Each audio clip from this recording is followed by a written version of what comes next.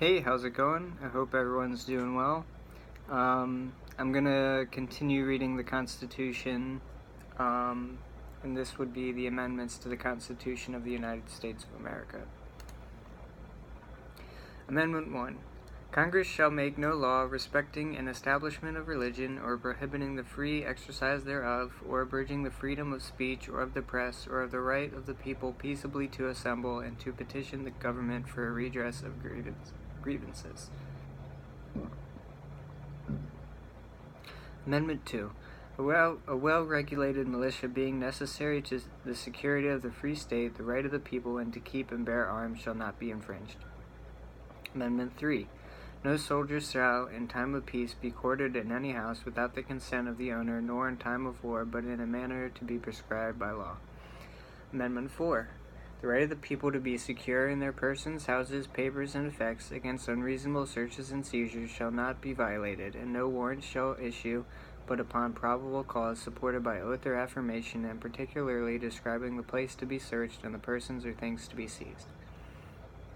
Amendment 5. No person shall be held to answer for a capital or otherwise infamous crime unless on a presentment or indictment of a grand jury, except in cases arising in land or naval forces, or in the militia when in active service in time of war or public danger. Nor shall any person be subject for the same offense to be twice put in jeopardy of life or limb, nor shall be compelled in any criminal case to be witness against himself, nor be deprived of life, liberty, or property without due process of law, nor shall private property be taken for public use without just compensation. Amendment 6. In all criminal prosecutions, the accused shall enjoy the right to a speedy and public trial by an impartial jury of the state and district wherein the crime shall have been committed, which district shall have been previously ascertained by law, and to be informed of the nature and cause of the accusation, to be confronted with the witnesses against him, to have compulsory process for obtaining witnesses in his favor, and to have the assistance of counsel for his defense. Amendment 7. In suits of common law, where the value in controversy shall exceed $20, the right of trial by jury shall be preserved, and no fact tried by a jury shall be otherwise re-examined in any court of the United States than according to the rules of the common law. Amendment 8. Excessive bail shall not be required, nor excessive fines imposed, nor cruel and unusual punishment inflicted. Amendment 9. The enumeration of the Constitution of certain rights shall not be construed to deny or disparage others retained by the people. Amendment 10. The powers not delegated to the United States by the Constitution, nor prohibited by it to the states, are reserved to the states respectively or to the people. Amendment 11. The judicial power of the United States shall not be construed to extend to any suit of law or equity, commenced or prosecuted against one of the United States by citizen of another state, or by citizens or subject of any foreign state. Amendment 12. The electors shall meet in their respective states and vote by ballot for president and vice president, one of whom at least shall not be an inhabitant of the same state with themselves. They shall name in their ballots the person voted for as president, and in distinct ballots the person voted for as vice president. And they shall make distinct lists of all persons voted for as president, and of all persons voted for as vice president, and of the number of votes for each, which list they shall sign and certify, and transmit sealed to the seat of the government of the United States, directed to the President of the Senate. The President of the Senate shall, in the presence of the Senate and House of Representatives, open all the certificates, and votes shall then be counted. The person having the greatest number of votes for president shall be president, if such a number be a majority of the whole number of electors appointed, and if no person having such majority, and from the persons having the highest number, not exceeding 3 on the list of those voted for as president, the House of Representatives shall choose immediately by ballot the president. But in choosing the president, the vote shall be taken by states, the representation from each state having 1 vote. A quorum for this purpose shall consist of a member or members of 2/3 of the states, and a majority of all the states shall be necessary to a choice. And the House of Representatives shall not choose a president whenever the right of choice shall devolve upon them before the 4th day of March next following. Then the vice president shall act as president, as in the case of the death or a constitutional disability of the president. The person having the greatest number of votes as vice president shall be the vice president, if such number be a majority of the whole number of electors appointed, and if no person have a majority, then from the two highest numbers on the list the Senate shall choose the vice president.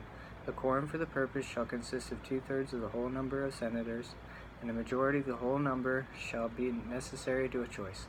But no person constitutionally ineligible to the office of president shall be eligible to that of vice president of the United States. Amendment 13, Section 1. Neither slavery nor involuntary servitude, except as a punishment for crime whereof the parties shall have been duly convicted, shall exist within the United States or any place subject to their jurisdiction. Section 2. Congress shall have power to enforce this article by appropriate legislation. Amendment 14, Section 1.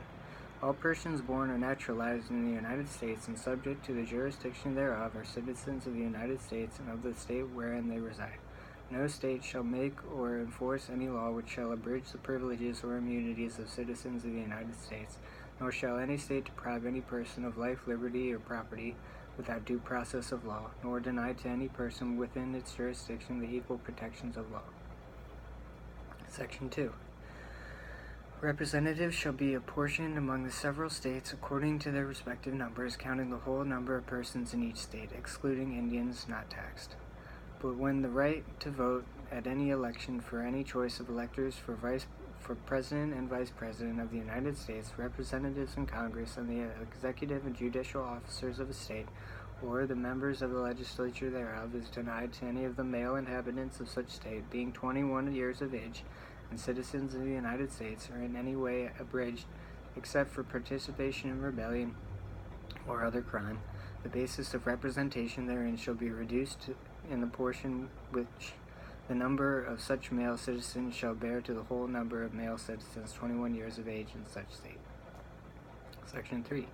No person shall be a senator or representative in Congress or elector of president and vice president, or hold any office, civil or military, under the United States or under any state, who, having previously taken an oath as a member of Congress, or as an officer in the United States, or as a member of the state legislature, or as an executive or judicial officer of any state, to support the Constitution of the United States, shall have engaged in insurrection or rebellion against the same, or given aid to comfort to the enemies thereof. But Congress may, by a vote of 2/3 of each house, remove such disability. Section 4. The validity of the public debt of the United States authorized by law, including debts incurred for payments of pensions and bounties for services in suppression, insurrection, or rebellion, shall not be questioned. But neither the United States nor any state shall assume or pay any debt or obligation incurred in aid of insurrection or rebellion against the United States, or any claim for the loss of emancipation of any slave.